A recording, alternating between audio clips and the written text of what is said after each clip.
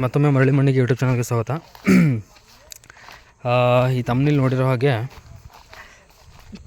ನಾನು ನಮ್ಮ ತೋಟದಲ್ಲಿ ಬರೀ ಸುಭಾಷ್ ಪಾಳೇಕರ್ 36x36 ತೆಂಗಿನ ಮಾದರಿನ ಫಾಲೋ ಮಾಡಿಲ್ಲ. ಅದ್ರ ಜೊತೆಗೆ ನಮ್ಮ ಮನೆಗೆ ಅಂದರೆ ನನಗೆ ಇಷ್ಟವಾಗಿರೋ, ನಮ್ಮ ಫ್ಯಾಮಿಲಿಗೆ ಇಷ್ಟ ಆಗಿರುವಂಥ ಹಣ್ಣು ಹಂಪಲುಗಳು ಏನಿದಾವಲ್ಲ ಅದನ್ನು ಸಹಿತ ಇರಲಿ ಅಂತ ಹೇಳ್ಬಿಟ್ಟು ಒಂದು ಕಾನ್ಸೆಪ್ಟ್ ಇಟ್ಕೊಂಡು ನಮ್ಮ ಹೊಲದ ಈ ಸುತ್ತಲೂ ಏನು ಬರುತ್ತಲ್ಲ ಬಾರ್ಡ್ರು, ಈ ಬಾರ್ಡ್ರ್ನಲ್ಲಿ 9 ಅಡಿ ಗ್ಯಾಪ್ ಬಿಟ್ಬಿಟ್ಟು, ಈ ಬಾರ್ಡ್ರಿಂದ ನಮ್ಮದು 3 ಅಡಿ ಟ್ರೆಂಚ್ ಬರುತ್ತೆ, ಆ ಟ್ರೆಂಚಿಂದ 9 ಅಡಿ ಗ್ಯಾಪ್ ಬಿಟ್ಟರೆ ಈ ತೆಂಗಿನ ಸಾಲು ಏನು ಬರುತ್ತಲ್ಲ, ಈ ಸುತ್ತು ಹಿಂಗೆ ಹೋದರೆ ತೆಂಗಿನ ಸಾಲು ಬರುತ್ತೆ ನಮ್ಮ ಹೊಲದಲ್ಲಿ. ಹಿಂಗೆ ಒಂದು ಕಂಪ್ಲೀಟ್ ನಮ್ಮ ಹೊಲ ಹಿಂಗೆ ಸರೌಂಡಿಂಗ್ ಮಾಡ್ಕೊಂತ ಹಿಂಗೆ ಬಂದರೆ ಸುತ್ತಲೂ ತೆಂಗಿನ ಸಾಲು ಬರುತ್ತೆ. ಓಕೆನಾ. ಈ ತೆಂಗಿನ ಸಾಲ ಅಂತರ ಎಷ್ಟಿದೆ ಅಂತಂದರೆ 27 ಅಡಿ ಇದೆ. ಓಕೆನಾ. 2 ತೆಂಗಿನ ನಡುವಿನ ಅಂತರ 27 ಅಡಿ ಇದೆ. ಹಿಂಗೆ ನೋಡ್ತಿರ್ಬೋದು, ಇದು 27 ಅಡಿ ಅಂತರ. ಇದು ಬಾರ್ಡ್ರು ನಾನು ಹೇಳ್ತಿರೋದು. ಕಂಪ್ಲೀಟ್ ಹೆಂಗೆ ಸುತ್ತರೂ ಸಹಿತ 27 ಅಡಿ ಬರುತ್ತೆ. ಸೊ 2 ತೆಂಗಿನ ಗಿಡಗಳ ಮಧ್ಯದಲ್ಲಿ ನಮ್ಮ ಮನೆಗೆ ಬೇಕಾಗಿರುವಂಥ, ನನಗಿಷ್ಟ ಆಗಿರುವಂಥ, ನಮ್ಮ ಫ್ಯಾಮಿಲಿಗೆ ಇಷ್ಟ ಆಗಿರುವಂಥ ಹಣ್ಣು ಹಂಪಲುಗಳನ್ನ ಇಲ್ಲಿ ಡಿಸೈನ್ ಮಾಡ್ಕೊಂಡು ಹಾಕ್ಕೊತ ಬಂದಿದ್ದೀನಿ. ಅಂದರೆ 2 ತೆಂಗಿನ ಮಧ್ಯೆ ಒಂದೊಂದು ಹಣ್ಣಿನ ಗಿಡ. ಇದು ನೋಡ್ತಿರ್ಬೋದು, ಇದು 6 ತಿಂಗಳು ಆರಲ್ಲ, ಇದೊಂದು 2 ತಿಂಗಳಾಯ್ತು ಅನಿಸುತ್ತೆ ಅಷ್ಟೇ. ಇದು 2 ತಿಂಗಳಿಂದ ಹಚ್ಚಿರುವಂಥ ಒಂದು ನೇರಳೆ ಗಿಡ. ಇದು ಜಂಬೂ ನೇರಳೆ ಅಂತ ಕರೀತಾರಲ್ಲ, ಬ್ಲ್ಯಾಕ್, ಆ ಜಂಬೂ ನೇರಳೆ ಹಣ್ಣಿನ ವೆರೈಟಿ ಇದು. ಸೊ ಹೀಗೆ ಸುತ್ತರಿದ್ರೆ 2 ತೆಂಗಿನ ಮಧ್ಯೆ ಸುಮಾರು ನಂಗೆ ಬೇಕಾಗಿರೋಂಥ ಹಣ್ಣಿನ ಗಿಡಗಳನ್ನ ಹಾಕೊಂತ ಬಂದೀನಿ. ಇದು ನೋಡ್ತಿರ್ಬೋದು, ಇದು ಬಟರ್ ಫ್ರೂಟು. ಈ ಬಟರ್ ಫ್ರೂಟ್ ಗಿಡನ ಇಲ್ಲೊಂದು ನಡ್ಕೊಂಡಿದ್ದೀನಿ 2 ತೆಂಗಿನ ಗಿಡ ನಡುವೆ. ಅದು ಸಹಿತ 1.5-2 ತಿಂಗಳಾಯಿತು ಹಚ್ಚಿ.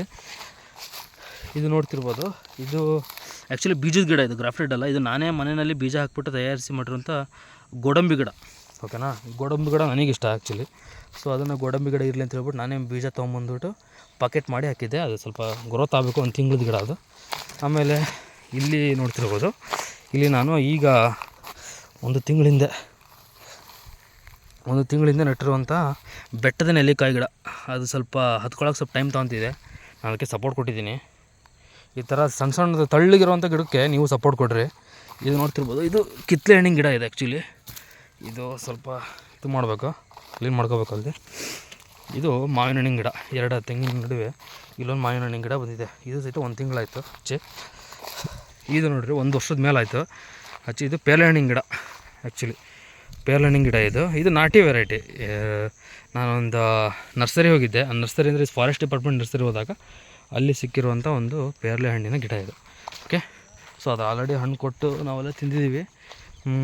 ನೆಕ್ಸ್ಟ್ ಬಂದುಬಿಟ್ಟು ಇದು ನಾನು ಹೊಲದ ಇನ್ನೊಂದು ಬದಿ ಬಂದೀನಿ. ಇಲ್ಲಿ ಹುಣಸೆ ಗಿಡ ನೋಡ್ತಿರ್ಬೋದು, ಇದು ಹುಣಸೆ ಹಣ್ಣಿನ ಗಿಡ. ಇದು ಹಚ್ಚೀಗ 6 ತಿಂಗಳಾಗಿದೆ. ಸ್ವಲ್ಪ ನಿಧಾನಕ್ಕೆ ಬರ್ತೈತೆ, ಬರಲಿ, ನನಗೇನು ಅವಸರ ಇಲ್ಲ. ನೆಕ್ಸ್ಟು ಹಂಗೆ ಹೋದರೆ ಇದು ಮಾವಿನ ಹಣ್ಣಿನ ಗಿಡ. ಯಾವ್ಯಾವ ವೆರೈಟಿ ಹಾಕಿ ನನಗೇನು ನೆನಪಿಲ್ಲ ಆ್ಯಕ್ಚುಲಿ ಹೇಳ್ಬೇಕಂದ್ರೆ. ಇದೊಂದು ಮಾವಿನ ಹಣ್ಣಿನ ಗಿಡ. ಇದು ಪಪ್ಪಾಯ ಹಣ್ಣಿನ ಗಿಡ ತಂದಿಟ್ಟಿದ್ದೆ ನಾನು. ಇದು ಬೀಜದ ಗಿಡ ನಾನೇ ತೊಗೊಂಬಂದು ಮಾಡಿರೋದು. ಇದು ನೋಡ್ತಿರ್ಬೋದು ತೆಂಗಿನ ಗಿಡ. ನೆಕ್ಸ್ಟ್ 2 ತೆಂಗಿನ ನಡುವೆ ಇದು ಹಲಸಿನ ಹಣ್ಣಿನ ಗಿಡ. ಇದು ಹಲಸಿನ ಹಣ್ಣಿನ ಗಿಡ ಹೇಳಿದ್ನಲ್ಲ, ಇದು 6 ತಿಂಗಳಾಗಿದೆ ಹಚ್ಚಿ. ಇದು ಒಳ್ಳೆ ಚಿಗುರು ಬರ್ತೈತೆ. ಹಂಗೆ ಮುಂದೆ ಹೋಗ್ತಾ ಹೋದರೆ ಮತ್ತು ಇನ್ನೊಂದು ವೆರೈಟಿ ಮಾವಿನ ಇನ್ನೊಂದು ವೆರೈಟಿ ಹಾಕಿನಿ. ಇದು ಯಾವ ವೆರೈಟಿ ನನಗೆ ಗೊತ್ತಿಲ್ಲ, ಹಚ್ಬೇಕಾದ್ರೆ ಅಷ್ಟೇ ನೆನಪಿತ್ತು ನನಗೆ. ಈಗಂತೂ ನೆನಪಿಲ್ಲ, 6 ತಿಂಗಳಾಗಿತ್ತು ಅಷ್ಟೇ ಹಚ್ಚಿ. ಅದೊಂದು ಮಾವಿನ ವೆರೈಟಿ.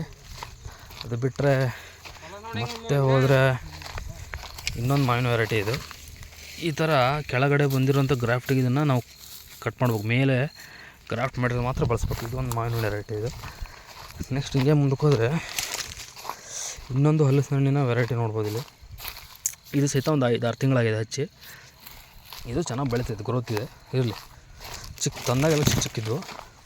ಮತ್ತು 2 ತೆಂಗಿನ ಗಿಡದ ನಡುವೆ ಇದೊಂದು ಅಂಜೂರದ ಗಿಡ ಇದೆ ಆ್ಯಕ್ಚುಲಿ. ಈ ಅಂಜೂರ ಹಣ್ಣು ಹಿಂಗೆ ಬರುತ್ತಲ್ಲ ಅದ್ರ ಗಿಡ ಇದು. ಇದು ಚೆನ್ನಾಗಿ ಒಳ್ಳೆ ಗ್ರೋತ್ ಇದೆ. ಇದು ಬರೋಬ್ಬರಿ ದೊಡ್ಡ ಮರ ಹಾಕತ್ತಿದ್ದು. ಬಟ್ ಆಗಲಿ, ಸಮಸ್ಯೆ ಇಲ್ಲ ನನಗೆ. ಇದು ಬಂದ್ಬಿಟ್ಟು ಇನ್ನೊಂದು ಹಲಸಿನ ಹಣ್ಣಿನ ವೆರೈಟಿ. ಎಲ್ಲ ಹಲಸಿನ ಹಣ್ಣಿನಲ್ಲಿ ಏನೇನು ವೆರೈಟಿ ಬರ್ತಾವೆ ಎಲ್ಲ ಹಚ್ಬಿಡಿ. ಮಾವಿನ ಹಣ್ಣಿನಲ್ಲಿ ಏನೇನು ವೆರೈಟಿ ಬರ್ತಾವೆ ಎಲ್ಲ ಹಚ್ಬಿಡಿ. ಅಂದರೆ 5ರಿಂದ 6 ಥರದ ಮಾವು, 5ರಿಂದ 6 ಥರದ ಹಲಸು. ಯಾಕಂದ್ರೆ ನಮ್ಮ ಮನೇಲಿ ಜಾಸ್ತಿ ತಿನ್ನೋದೇ ಅವೆರಡು ಹಣ್ಣು, ಅದಕ್ಕೋಸ್ಕರ ಹಾಕೊಂಡಿದ್ದೀನಿ. ಇದು ಯಾವ ಭಾಗ ಅಂದರೆ ಪಶ್ಚಿಮ ಭಾಗದಲ್ಲಿ ನಮಗೆ ಗಾಳಿ ತಡೆ ಆಗಲಿ ಅನ್ನೋದಕ್ಕೆ ನಾನು ಮೇನ್ ದೊಡ್ಡ ಮರ ಅಂತವನ್ನೆಲ್ಲ ಇಲ್ಲೇ ಹಾಕ್ಬಿಡಿ ನಾನು. ಅಂದರೆ ಪಶ್ಚಿಮ ದಿಕ್ಕಿಗೆ ನೋಡ್ತಿರ್ಬೋದು, ಇಲ್ಲೆಲ್ಲ ಆಲ್ಮೋಸ್ಟ್ ಬರೀ ಮಾವು ಹಲಸು ಇವೇ ಇರೋದು ಕಾಂಬಿನೇಷನು. ಸೊ ಈ ರೀತಿ ನಾನಿಲ್ಲಿ ಮಾಡ್ಕೊತ ಬಂದಿದ್ದೀನಿ ನಾನು. ಇದು ಪಶ್ಚಿಮ ದಿಕ್ಕು ನಂದು. ಈ ಕಡೆ ಬಂದುಬಿಟ್ರೆ ದಕ್ಷಿಣ ದಿಕ್ಕು. ಈ ದಕ್ಷಿಣ ದಿಕ್ಕಲ್ಲಿ ಅದಕ್ಕಿಂತ ಸ್ವಲ್ಪ ರೆಂಬೆ ಕೊಂಬೆಗಳು ಕಡಿಮೆ ಬೆಳೆಯೋಂಥ ಗಿಡಗಳನ್ನ ಇಲ್ಲಿ ಚೂಸ್ ಮಾಡ್ಕೊಂಡಿದ್ದೀನಿ. ಇಲ್ಲೂ ಹಲಸಿನ ಗಿಡ ಇದ್ದಾವೆ, ಆದರೆ ಉಳ್ದವನ್ನೆಲ್ಲ ಈ ಕಡೆ ಹಚ್ಕೊಂತ ಬಂದೀನಿ. ಇದು ಸಹಿತ ಹಲಸಿನ ಗಿಡ, ಇದು ಒಂದು ತಿಂಗಳಾಯ್ತು ಈಗ ತಂದು ಹಚ್ಚಿ. ನೆಕ್ಸ್ಟ್ ಹಂಗೆ ಹೋದರೆ 2 ತೆಂಗಿನ ನಡುವೆ ಈ ಸುತ್ತಲೂ ನೀವು ಹೆಂಗೆ ಹೋದರೆ ಹಿಂಗೆ ಸುತ್ತಲೂ ನಾನು 27 ಅಡಿ ತೆಂಗು ಬರುತ್ತೆ. ಸುತ್ತಲೂ ಒಳಗೆ ಮಾತ್ರ 36 ಅಡಿ ಮಾಡಲ್ ಫಾಲೋ ಮಾಡಿರೋದು, ಹೊರಗೆ ಮಾತ್ರ 27 ಅಡಿ ತೆಂಗು ಹಚ್ಕೊಂಡು ಅದ್ರ ನಡುವೆ ಒಂದೊಂದು ಹಣ್ಣಿನ ಗಿಡ ಹಾಕಿದ್ದೀನಿ. ಇದು ಬೆಟ್ಟದ ನೆಲ್ಲಿ ಗಿಡ, ಆ ಕಡೆ ಒಂದು ಹಾಕಿದೆ, ಈ ಕಡೆ ಒಂದು ಹಾಕಿದ್ದೀನಿ. ಸೊ ಚಿಗುರು ಬರ್ತಾ ಇದೆ, ಸ್ವಲ್ಪ ಬೆಳೀಲಿ, ಟೈಮ್ ತೊಗೊಳ್ತದೆ. ಯಾಕಂದ್ರೆ 1 ತಿಂಗಳ ಹಚ್ಚಿ ಇದೊಂದು ತೆಂಗು ಹೋಗಿತ್ತು, ಅದನ್ನ ರಿಪ್ಲೇಸ್ ಮಾಡಿದ್ದೀನಿ. ಇಲ್ಲಿ ಆ್ಯಕ್ಚುಲಿ ನಾನು ಒಂದು ಗೋಡಂಬಿ ಗಿಡ ನೆಟ್ಟಿದ್ದೆ, ಅದು ಬ್ರಷ್ ಕಟ್ರ್ ಹೊಡಿಬೇಕಾದ್ರೆ ನಮಗೆ ಗೊತ್ತಿಲ್ಲ ಯಾವಾಗ ಹೋಯ್ತು ಅಂತಲೇ. ಇಲ್ಲಿ ಆ್ಯಕ್ಚುಲಿ ಒಂದು ಹಣ್ಣಿನ ಗಿಡ ಇತ್ತು, ಬ್ರಷ್ ಕಟ್ರ್ ಹೊಡಿಬೇಕಾದ್ರೆ ನೋಡ್ಕೊಂಡು ಹೊಡೀರಿ ನೀವು, ಅದ್ರ ಸಹಿತ ಹೋಗ್ಬಿಟ್ಟಿದೆ ಅದು. ಇಲ್ಲೊಂದು ಹಲಸಿನ ಹಣ್ಣಿನ ಗಿಡ ಇದೆ, ಇದು ಯಾವ ವೆರೈಟಿ ನನಗೆ ನೆನಪಿಲ್ಲ, ಬಟ್ ಇದು ಅಲ್ಲ ಹಚ್ಚಿ ಈಗ 6 ತಿಂಗಳಾಯ್ತು. ಸೊ ಇಡೀ ನಮ್ಮ ಹೊಲ ಸುತ್ತಲೂ ತಿರುಗಾಡಿದ್ದೀನಿ ನಾನೀಗ. ಇದು ಬಂದ್ಬಿಟ್ಟು ಇದು ಯಾವುದು ಅಂದರೆ ಇದು ಅಲ್ಲೇ ಹಚ್ಚಿ 4-5 ತಿಂಗಳಾಯಿತು. ಹಣ್ಣಿನ ಹೆಸರು ಏನು ಅಂದರೆ ವಾಟ್ರ್ ಆ್ಯಪಲ್, ಸಾರಿ ಇದು ವಾಟ್ರ್ ಆ್ಯಪಲ್ ಗಿಡ. ಇದು ವಾಟ್ರ್ ಆ್ಯಪಲ್ ಗಿಡ, ಇದು ಸಹಿತ 4-5 ತಿಂಗಳಾಯ್ತು ಹಚ್ಚಿ. ನೆಕ್ಸ್ಟ್ ಹಿಂಗೆ ಮುಂದಕ್ಕೆ ಬಂದರೆ ಈ 2 ತಿಂಗಳ ತೆಂಗಿನ ನಡುವೆ ಇಲ್ಲೊಂದು ಬಟರ್ ಫ್ರೂಟ್ ಹಾಕಿದ್ದೀನಿ. ಆ ಕಡೆ ಸೈಡ್ ಹಿಂಗೆ ಸ್ಟ್ರೈಟ್ ಹೋದರೆ ಅಲ್ಲೊಂದು ಬಟರ್ ಫ್ರೂಟ್ ಬರುತ್ತೆ, ಅದ್ರ ನೆಕ್ಸ್ಟ್ ನಾನು ಇನ್ನೊಂದು ಬಟರ್ ಫ್ರೂಟ್ ಹಾಕಿದ್ದೀನಿ. ಆ ಥರ ಕಾನ್ಸೆಪ್ಟ್ ಮಾಡಿ ಹಾಕಿದ್ದೀನಿ.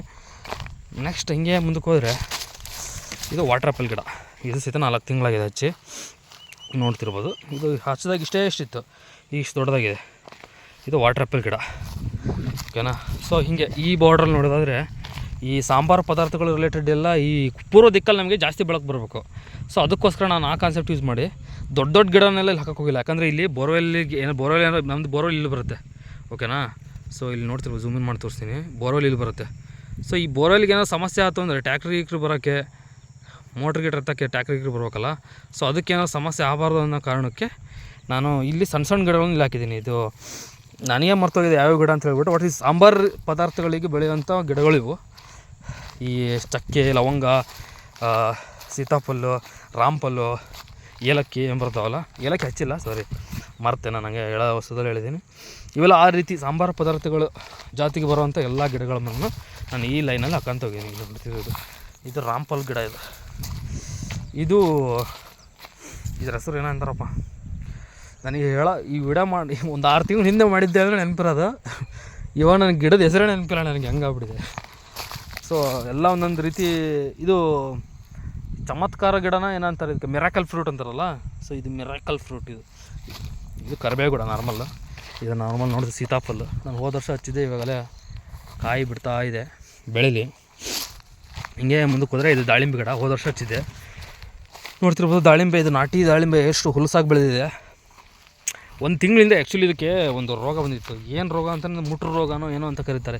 ಸಿಕ್ಕಾಪಟ್ಟೆ ರೋಗ ಬಂದಿತ್ತು, ಒಂಥರ ಎಲೆ ಎಲ್ಲ ಕೆಂಪಾಗಿ ಎಲ್ಲ ಉದುರಿದ್ರೆ ಕಡ್ಡಿ ಅಷ್ಟೇ ಉಳ್ದಂಗಾಗಿತ್ತು. ಯಾವಾಗ ನಾನು ಒಂದು ಸರಿ ಈ ಓಡೋಬಿಲ್ಡಿಸಿ, ಗೋಕೃಪಾಮೃತ, ಆಮೇಲೆ ಫಿಶ್ ಅಮೈನೋ ಆ್ಯಸಿಡ್ಡು, ಆಮೇಲೆ ಬೇವಿನ ಎಣ್ಣೆ, ಇವು ಅಷ್ಟನ್ನು ಒಂದೇ ಇದರಲ್ಲಿ ಕ್ಯಾನಲ್ಲಿ ಹಾಕ್ಕೊಂಡು ಸ್ಪ್ರೇ ಮಾಡಿದ್ದೆ. ಆ ಸ್ಪ್ರೇ ಮಾಡಿ 30 ದಿನದಲ್ಲಿ ಈ ರಿಸಲ್ಟನ್ನು ನೀವು ನೋಡ್ತಿರ್ಬೋದು.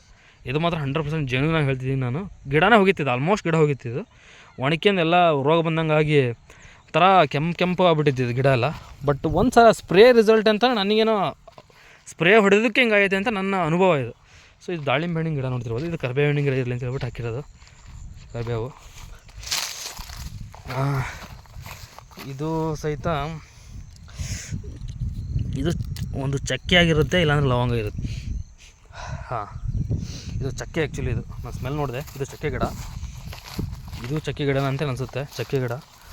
ನೆಕ್ಸ್ಟ್ ಹೀಗೆ ಮುಂದಕ್ಕೆ ಹೋದರೆ ಇದೊಂದು ಕಂಪ್ಲೀಟ್ ಇದೆ ನಮ್ಮದು ಎಂಟ್ರನ್ಸು, ನಮ್ಮ ತೋಟಕ್ಕೆ ಬರುವಂಥ ಎಂಟ್ರನ್ಸಿಗೆ ಮಿನಿಮಮ್ ಇಷ್ಟು ಒಂದು ಜಾಗ ಬಿಡ್ಕೊಂಡಿನಿ. ನನ್ನ ಖುಷಿ, ನಮ್ಮ ತೋಟಕ್ಕೆ ಬಂದು ಖುಷಿ ಅಂದರೆ ತೆಂಗಿನ ಗಿಡ ನೋಡಿದ್ರೆ ಖುಷಿ ಆಗೋದು ನನಗೆ. ಅಂದರೆ ತೆಂಗು ಚೆನ್ನಾಗಿ ಬಂದಿದೆ ಅಂತ ನನ್ನ ಅನುಭವ. ಇದು ರಾಮಫಲ ಅನಿಸುತ್ತೆ. ಇದು ರಾಮಫಲ ಅಥವಾ ಲಕ್ಷ್ಮಣ ಫಲ, ಎರಡರಲ್ಲಿ ಒಂದು, ಯಾವಂತ ನೆನಪಿಲ್ಲ ನನಗೂ. ಅದೊಂದು ಇದು ರಂಬೂಟಾನ್ ಅನಿಸುತ್ತೆ. ಇದು ರಂಬೂಟಾನ್ ಯಾವುದೋ ಬೇರೆ ಥರ ಇದು ಹಣ್ಣಿನ ಗಿಡ. ಇದು ಆಲ್ರೆಡಿ ಹಚ್ಚಿ 4-5 ತಿಂಗಳಾಯ್ತು. ಇದು ಚೆನ್ನಾಗಿ ಬಂದೆ. ಹಿಂಗೆ ಅದೇ ಇಷ್ಟು ನಾನು ಇವಾಗ ಒಂದು ಚೌಕಾಕಾರವಾಗಿ ಹಿಂಗೆ ನಡ್ಕೊತ ಬಂದೆ. ನಮ್ಮ ಹೊಲದ ಸುತ್ತಲೂ ಯಾವ್ಯಾವ ರೀತಿ ಹಣ್ಣಿನ ಗಿಡಗಳನ್ನು ನಾನು ಹಚ್ಕೊಂಡಿದ್ದೀನಿ, ಎಷ್ಟು ತಿಂಗಳಾಗಿದೆ, ಯಾವ್ಯಾವ ರೀತಿ ಹಚ್ಚಿದ್ದೀನಿ ಅಂತ ಹೇಳ್ಬಿಟ್ಟು.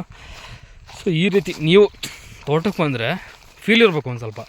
ಈಗಂತೂ ಫೀಲ್ ಇರೋಲ್ಲ, ಯಾಕಂದ್ರೆ ಬೆಳೆದಿಲ್ಲವು. ಬೆಳೀಲಿ, ಟೈಮ್ ತಗೊಳ್ಳಿ, ಬೆಳೆದು ಅದಕ್ಕೆ ಹಣ್ಣು ಕೊಟ್ಟ ಮೇಲೆ ಒಂದು ಸ್ವಲ್ಪ ಫೀಲ್ ಇರೋಕೆ ಬಂದರೆ, ಅಂದರೆ ತೋಟಕ್ಕೆ ಬಂದರೆ ಹಾಗೆ ಬರಿಗೈಲೇ ಹೋಗ್ಬಾರ್ದು, ಏನಾದರೂ ತೊಗೊಂಡು ಹೋಗ್ಬೇಕಲ್ಲ. ನಮಗೂ ಬರೋ ಖುಷಿ ಇರಬೇಕು. ನಮ್ಮ ತೋಟದಲ್ಲಿ ವರ್ಷದ 365 ದಿನ ಒಂದೊಂದು ಹಣ್ಣು ಬಿಡಂಗೆ ಮಾಡ್ಕೋಬೇಕು. ಸೊ ಆ ಥರ ನಾವು ಕಾನ್ಸೆಪ್ಟ್ ಮಾಡ್ಕೊಂಡ್ರೆ ಬರೋ ಖುಷಿ ಆಗುತ್ತೆ. ಏನಾರು ಬಂದರೆ ಯಾವ್ದಾರ ಹಣ್ಣು ಪಕ್ಕ ವರ್ಷದ 365 ದಿನ ಯಾವ್ದಾರ ಒಂದು ತಳಿನಾರು ಬಿಟ್ಟಿರುತ್ತೆ. ಸೊ ಹರ್ಕೊಂಡು ಹೋಗ್ಬೋದು. ನಿಮಗೂ ತಿನ್ನೋಕ್ಕೂ ಹೊಟ್ಟೆ ಹಸಿತು ಅಂದರೆ ಕುಡಿಯೋಕೆ ಎಳ್ನೀರು ಇರುತ್ತೆ, ತಿನ್ನೋಕೆ ಹಣ್ಣಿರುತ್ತೆ, ಮತ್ತು ಇನ್ನೇನು ಬೇಕು ಜೀವನದಲ್ಲಿ. ಸೊ ಆ ಥರ ಫೀಲ್ ಇರಲಿ ಅನ್ನೋ ನನಗೆ ಆ ಥರ ಇಷ್ಟ ಆ್ಯಕ್ಚುಲಿ. ಆ ಕಾನ್ಸೆಪ್ಟ್ ಇಟ್ಕೊಂಡು ಮಾಡಿರೋಂಥ ಒಂದು ಮಾಡೆಲ್. ಏನು ಯಾರ್ದು ಕಾಪಿ ಮಾಡಿಲ್ಲ. ನನಗೇನು ಅನಿಸುತ್ತೆ, ನಾನು ಎಷ್ಟು ಅಂತರ ಕೊಡಬೇಕು ಒಂದು ಗಿಡಕ್ಕೆ ನೀಟಾಗಿ ಪ್ಲ್ಯಾನ್ ಮಾಡ್ಕೊಂಡು ಮಾಡಿದ್ದೀನಿ. ನೆಕ್ಸ್ಟು ನನ್ನ ಈ ಪೂರ್ವ ದಿಕ್ಕಿನಲ್ಲಿ ಬಾರ್ಡ್ರಿ ನೋಡಿದಿರ್ಬೋದು, ಕಂಪ್ಲೀಟ್ಲಿ ಪ್ರತಿ 4 ರಿಂದ 5 ಅಡಿ ಫೂಟಿಗೆ ನಾವು ಮಹಾಗನಿ ಯಾಕೆ ಅಂತ ಹೋಗಿನಿ. ಈಗ ಒಂದು 5 ತಿಂಗಳಾಯ್ತು ಮಹಾಗನಿ ನೋಡ್ತಿರ್ಬೋದು. ಇದು ಬಾರ್ಡ್ರ್ ನಮ್ಮದು ಎಡ್ಜ್, ನಮ್ಮದು ಎಂಟ್ರೆನ್ಸ್ ಎಡ್ಜ್. ಇದು ಕಂಪ್ಲೀಟ್ ಈ ಲೈನ್ ಮಹಾಗನಿ ಯಾಕೆ ಅಂತ ಹೋಗಿ 4 ರಿಂದ 5 ಫೂಟಿಗೆ ಒಂದೊಂದು. ಸೊ ಈ ಮಹಾಗನಿ ಯಾವಾಗ ನಮಗೆ ಒಂದು 6-7 ಫೀಟ್ ಮೇಲೆ ಬೆಳೀತು, ಕಂಪ್ಲೀಟ್ ಈ ಸೂರ್ಯನ ಬೆಳಕು ಜಾಸ್ತಿ ನಮ್ಮ ಹೊಲಕ್ಕೆ ಅಷ್ಟು ಇದರಿಂದ ಫೋರ್ಸಾಗಿ ಬೀಳಲ್ಲ. ಆಮೇಲೆ ಗಾಳಿ ತಡೆಯಾಗಿ ಇದು ಮಹಾಗನಿ ನಮಗೆ ಹೆಲ್ಪ್ ಮಾಡುತ್ತೆ. ಅದೊಂದು ತಲೆಯಲ್ಲಿ ಇಟ್ಕೊಂಡ್ಬಿಟ್ಟು ನಾನು ಮಹಾಗನಿ ಹಾಕಿದ್ದೀನಿ. ಸೊ ಮಹಾಗನಿನೂ ಕೂಡ ಒಳ್ಳೆ ಗ್ರೋತ್ ಇದೆ. ಹಚ್ಚಿದಾಗೆಲ್ಲ ಸಣ್ಣ ಸಣ್ಣ ಗಿಡ ಇದ್ವು, ನೋಡ್ತಿರ್ಬೋದು. ಇವಾಗೆಲ್ಲ ಒಳ್ಳೊಳ್ಳೆ ಗ್ರೋತ್ ಬಂದಿದೆ. ಸೊ ಇನ್ನೊಂದು 3-4 ವರ್ಷ ಹೋಗ್ಬೇಕು. ಸ್ವಲ್ಪ ಖುಷಿ ಆಗ್ಬೇಕು ನೋಡೋಕ್ಕೆ. ಒಂದು ಕಡೆಯಿಂದ ಎಕ್ಸ್ಪ್ಲೇನ್ ಮಾಡ್ಬೇಕಾದ್ರೆ ಖುಷಿ ಆಗ್ಬೇಕು ಅಂದರೆ ಒಂದು 3-4 ವರ್ಷ ಹೋಗ್ಬೇಕು. 3-4 ವರ್ಷ ಹೋದರೆ ಎಲ್ಲ ಕರೆಕ್ಟ್ ಆಗುತ್ತೆ. ನಮ್ಮ ತೋಟನ ಈ ಎಣ್ಣಿನ ನೀವು ನೋಡ್ತಿರ್ಬೋದು ಯಾವ ರೀತಿ ಕಾಣಿಸ್ತಾ ಇದೆ ಅಂತೇಳಿ. ಇದು ಸಂಜೆ ಆಗಿರೋದ್ರಿಂದ ಸ್ವಲ್ಪ ಬಿಸಿಲು ಕ್ಯಾಮ್ರಾಗೆ ಬೀಳ್ತಾಯಿದೆ. ಎಷ್ಟರ ಮಟ್ಟಿಗೆ ಕ್ಲಾರಿಟಿ ಇದೆ ನನಗೆ ಗೊತ್ತಿಲ್ಲ. ಒಟ್ಟಿನಲ್ಲಿ ತೋರಿಸ್ತಾ ಇದ್ದೀನಿ.